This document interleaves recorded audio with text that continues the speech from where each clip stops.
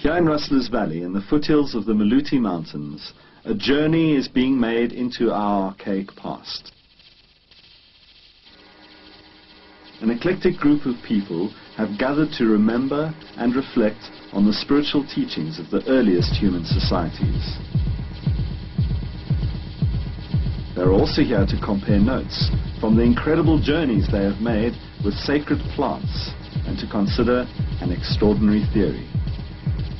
Hallucinogenic plants may have been the catalysts for everything about us that distinguishes us from higher primates, for all the mental functions that we associate with humans.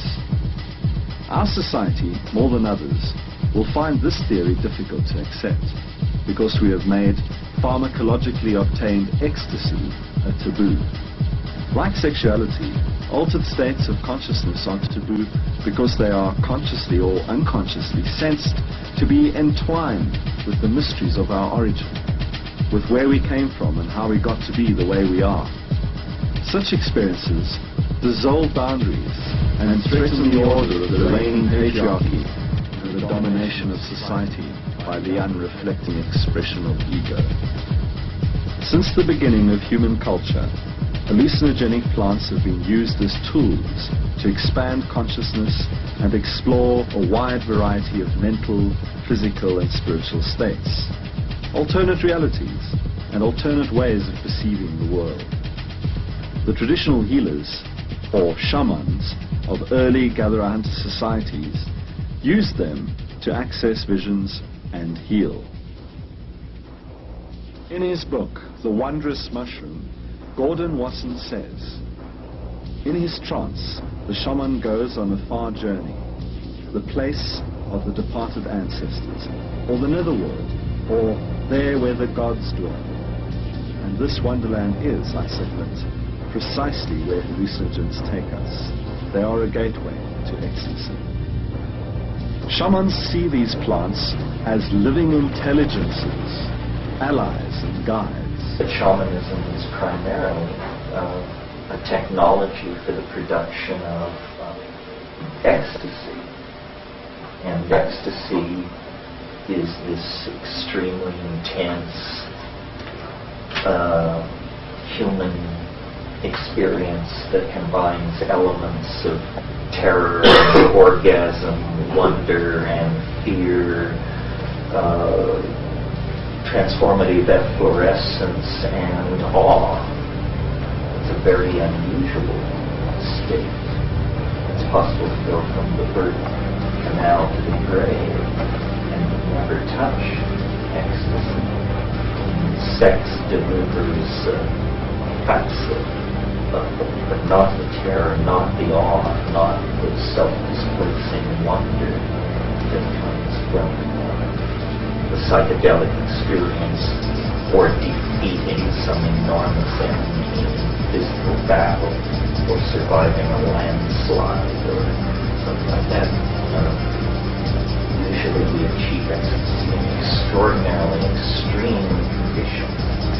The exception is plants, which can lead you there gently over an hour and a half and bring you back gently 5 hours later. And that is certainly facilitated by the use of psychoactive substances and becomes very close to a recasting of shamanic styles of healing, where the afflicted person and the shaman sit together and attain trance ecstasy through substances, plants, or some other method, and then work through the cause of the dis-ease together. Some people, like the researcher, author, and radical historian Terence McKenna, believe that these plants may even have been responsible for the birth of human culture itself. Here in Africa, the ideal condition existed for the growth of what may prove to be a missing link, the psilocybin mushroom. It has to be a mushroom because it happened in grassland. It happened in Africa. It happened in the presence of activity. Only psilocybin presents itself as this low-dose light. Psilocybin specifically activates the areas of the brain concerned with processing signals. A common occurrence with psilocybin intoxication is spontaneous outbursts of poetry and other vocal activities such as speaking in tongues. Researchers familiar with the territory agree that psilocybin has a profoundly catalytic effect on the linguistic impulse. Psychedelics are so eerie and suppressed. It sends money lending on it. And what is it?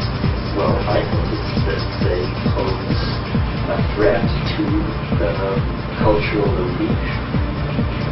That cultures are in the business of selling some kind of complex rap, which they call our cultural identity, to whatever captive population they're trying to screw up.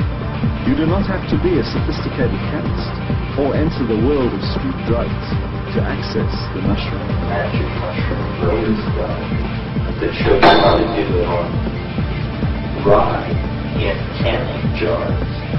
And this has transformed many a household.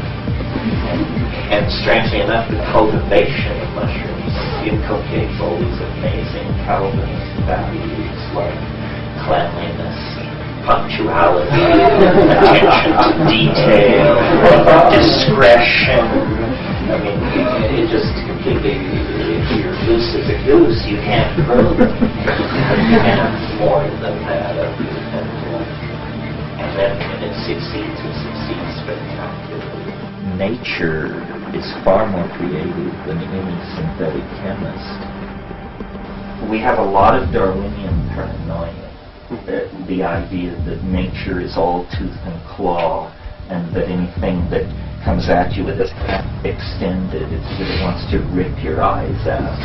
Through an increasing knowledge of the chemistry of plants and its relationship to the brain, the cyber tribes of the 90s will have access to even more potent combinations and more concentrated forms of the psychoactive ingredients of these plants.